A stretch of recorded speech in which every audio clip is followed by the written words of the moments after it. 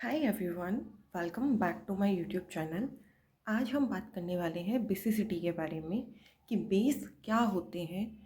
और दूसरी चीज़ हम ये समझेंगे यहाँ पर कि जो इंडक्टिव इफ़ेक्ट है वो हमारी बेसिसिटी को कैसे अफेक्ट करता है।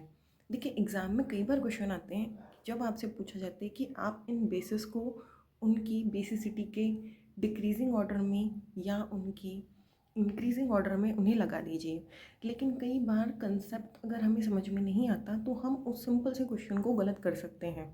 आज हम यहाँ पर बहुत इजीली तरीके से समझेंगे कि पहली चीज़ तो बेस क्या होते हैं, दूसरी चीज़ स्ट्रॉन्ग बेस क्या होता है, वीक बेस क्या होता है, और जो इंडक्टिव इफेक्ट होता है वो बेसिसिटी को कैसे अफेक्ट करता है। तो सबसे पहले यहाँ पर हम बात करने वाले हैं बेसिसिटी के बारे में कि बेसिसिटी क्या होती है। तो हम यहाँ पर कंसेप्ट पढ़ेंगे Bronsted and Lowry concept of bases. अब यहाँ पर ध्यान से समझिएगा कि जो ब्रॉन्स्टेड एंड लॉरी हैं उन्होंने क्या कहा है।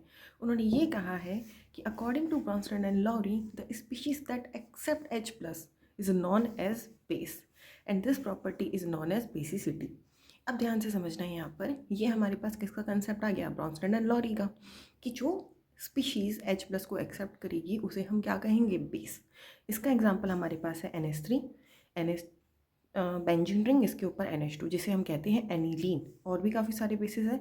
अब यहाँ पर मैं आप लोगों को एक चीज़ और बताना चाहूँगी कि अगर हम बात करें बेसिसिटी के बारे में तो हमारे पास एक बहुत ही फेमस कंसेप्ट आता है जिसे हम कहते हैं लुइस।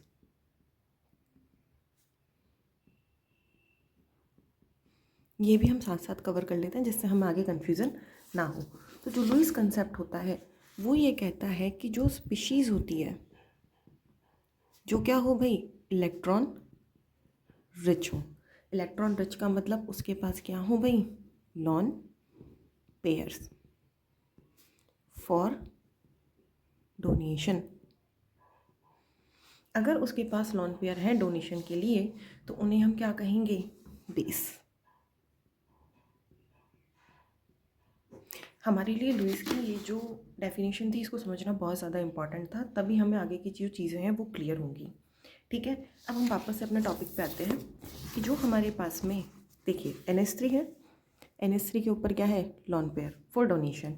ऐसे ही एनिलीन है, इसके ऊपर क्या है, लॉन पेयर फॉर डोनेशन। तो ये हमारे पास क्या होगा, H प्लस को अपने लॉन पेयर को डोनेट करेंगे and they behave as base. अब हमारे पास एक क्वेश्चन आता है, how inductive effect affects the basicity, कि ये इंडक्टिव इफेक्ट को कैसे फ़र्क पड़ेगा, कैसे बेसिसिटी को वो अफेक्ट करेगा। अब यहाँ पर मेरी चीज़ ध्यान से सुनना सबसे पहले कि अगर मेरे पास में नाइट्रोजन है और इसके पास लगे हुए हैं लॉन पेयर, तो ये कितनी ईजीली अपने लॉन पेयर को डोनेट करे।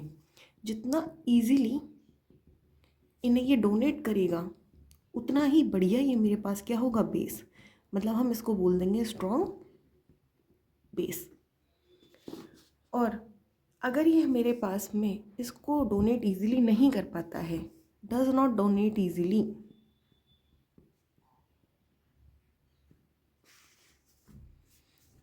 तो ये मेरे पास हो जाएगा वीक। यही डेफिनेशन हमने नीचे लिखी है कि base accept H plus, the species that accept H plus is fast is known as strong base. अगर कोई स्पीशीज H प्लस को फास्टली एक्सेप्ट करेगी तो उसे हम क्या बोलेंगे, बेस। इसका मतलब ये है कि अगर वो अपने लॉन पेयर को ईजिली H प्लस को दे देती है तो वो कैसी हो जाएगी भाई, strong base. And if other species accept H plus is so, मतलब दूसरी स्पीशीज़ क्या करे, उसको स्लो करे, मतलब वो अपने लॉन पेयर को इजीली उसके पास डोनेट ना कर पाए तो उसे हम क्या कहेंगे भाई, वीक बेस।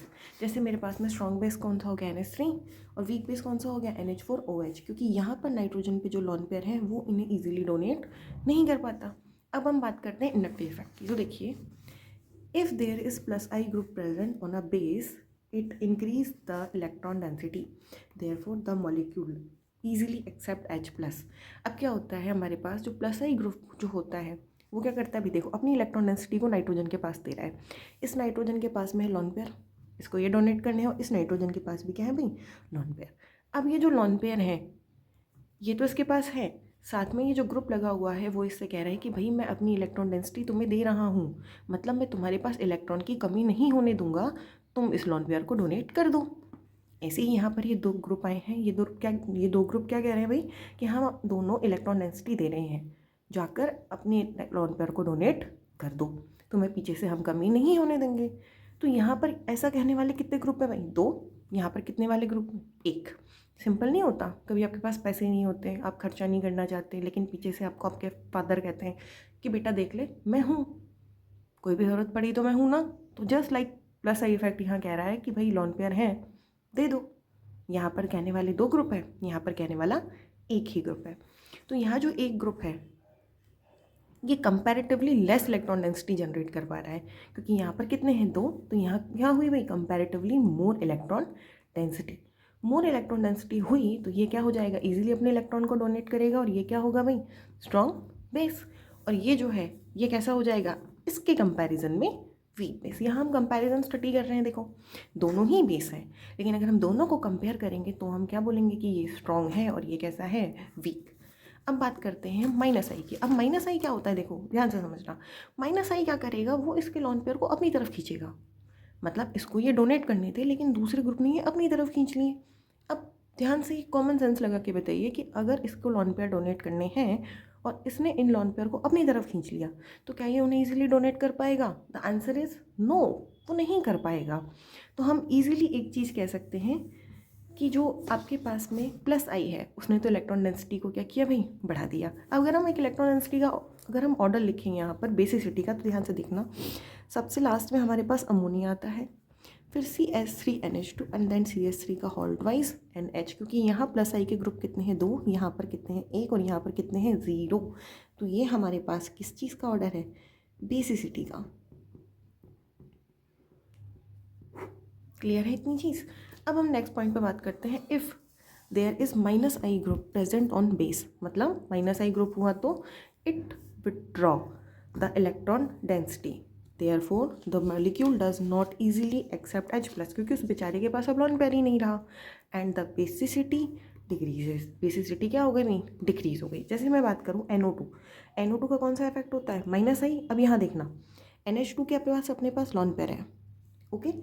इसने क्या किया? ये अपने लॉन पेयर को डोनेट करने वाला था, पर यहाँ ग्रुप लग गया NO2 का क्या है? माइनस आई इफेक्ट है, तो वो इलेक्ट्रॉन को खींचेगा। अब जितना फ्रीली इसके पास ये पहले डोनेशन के लिए था, उतना फ्रीली अब ये इसके पास नहीं रहा। अब हम बात करें दूसरे एग्जाम्पल में, तो यहाँ पर हमारे पास सेम NH के ऊपर क्या है? Lone pair. अब यहाँ पर देखो, इधर माइनस आई और इधर minus I, 2 minus I group लगे हुए हैं, और ये दोनों ही क्या कर रहे हैं? इलेक्ट्रॉन डेंसिटी को अपनी तरफ विथड्रॉ कर रहे हैं। तो अब इसके पास जो लॉन पेयर की अवेलेबिलिटी थी वो पहले के कंपैरिजन में क्या हो गई भाई? लो। तो यहाँ हम कहेंगे कंपैरेटिवली लेस इलेक्ट्रॉन डेंसिटी, क्योंकि अब जो लॉन पेयर है वो इन दोनों के पास भी जा रही है ये इलेक्ट्रॉन डेंसिटी। और यहाँ पर देखिए एक ही NO2 ग्रुप है, यहाँ पर कितने हैं? 2। तो यहाँ स्ट्रॉन्ग बेस कौन सा होगा भाई? ये वाला। Is that clear? तो हमने एक कंक्लूजन यहाँ पर देखा कि जो प्लस आई इफेक्ट है वो तो क्या करता है भाई? इंक्रीज करता है बेसिसिटी को। और अगर हम बात करें यहाँ पर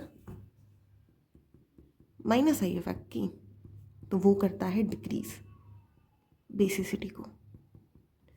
बस इतना सा याद रखना होता है, और एग्जाम में आपका क्वेश्चन आराम से हो जाता है कि प्लस आई इफेक्ट जो होता है वो बेसिसिटी को इंक्रीज करता है, देयरफॉर माइनस आई जो इफेक्ट होता है वो बेसिसिटी को क्या करता है भाई? डिक्रीज करता है। आई होप ये आपको चीज़ें समझ में आई होगी। इसी के साथ पढ़ते रहिए। Thank you.